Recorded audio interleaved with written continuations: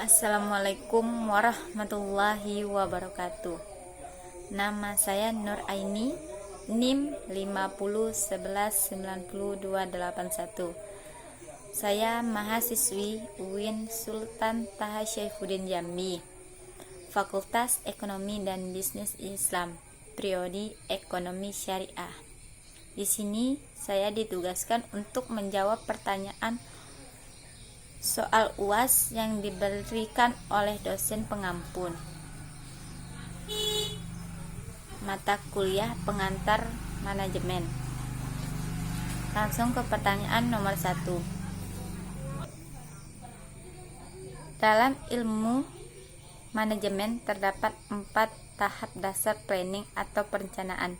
Jelaskan. 4 tahapan seperti di bawah ini. 1. Menetap target atau tujuan. Perencanaan dimulai dengan keputusan-keputusan tentang keinginan atau kebutuhan organisasi atau kelompok kerja. Tanpa rumusan target atau tujuan yang jelas, organisasi akan menggunakan sumber daya secara tidak efektif. Yang kedua, merumuskan keadaan saat ini. Pemahaman akan posisi atau keadaan organisasi sekarang ini daripada tujuan yang hendak dicapai atau sumber daya yang tersedia untuk pencapaian tujuan merupakan hal sangat penting karena tujuan dan rencana menyangkut waktu yang akan datang. Hanya setelah keadaan organisasi saat ini dianalisa, rencana dapat dirumuskan untuk menggambarkan rencana kegiatan lebih lanjut. Tahap kedua ini memerlukan informasi terutama keuangan dan data statistik yang didapat melalui komunikasi dalam organisasi. Yang ketiga, mengidentifikasi segala kemudahan dan hambatan, segala kekuatan dan kelemahan serta kemudahan dan hambatan perlu diidentifikasi untuk mengukur kemampuan yang mungkin menimbulkan masalah walaupun sulit dilakukan. Antisipasi keadaan masalah dan kesempatan serta ancaman yang mungkin terjadi di waktu mendatang adalah bagian esensi dari proses perencanaan. Yang keempat, mengembangkan rencana atau serangkaian kegiatan untuk mencapai tujuan. Tahap terakhir dalam proses perencanaan meliputi mengembangkan berbagai alternatif kegiatan untuk mencapai tujuan. Penilaian alternatif tersebut dan memiliki alternatif terbaik atau paling memuaskan di antara berbagai alternatif yang ada. Pertanyaan nomor 2. Ada berapa teori tentang motivasi? Jelaskan. Yang pertama, teori hierarki Maslow. Teori ini dikemukakan oleh Abraham Maslow, seorang psikologi pada tahun 1943. Teori ini mengungkapkan jika 5 kebutuhan manusia tersebut berdasarkan hierarkinya, dimulai dari kebutuhan yang sangat mendasar hingga mencapai kebutuhan yang paling tinggi. Hal-hal ini dibahas dalam teori hierarki kebutuhan. Berikut ini 5 kebutuhannya. Yang kedua, teori motivasi MC Challenge. Konsep penting dari teori motivasi ini adalah pada kekuatan yang ada di dalam diri manusia, yang mana merupakan motivasi presentasi menurut MC Challenge individu dapat memiliki motivasi jika memang dirinya memiliki keinginan untuk berprestasi lebih baik dibandingkan lainnya. Teori ketiga, teori X dan Y, M.C. Gregor. Teori motivasi ini menggabungkan dari teori eksternal dan internal, yang kemudian dikembangkan M.C. Gregor. Gregor merumuskan dua perbedaan dasar dari perilaku manusia. Kedua teori yang kemudian dikenal dengan teori X dan teori Y. Teori yang keempat, teori motivasi Herzberg. Teori Herzberg ini sering dikenal sebagai teori dua faktor atau teori MH.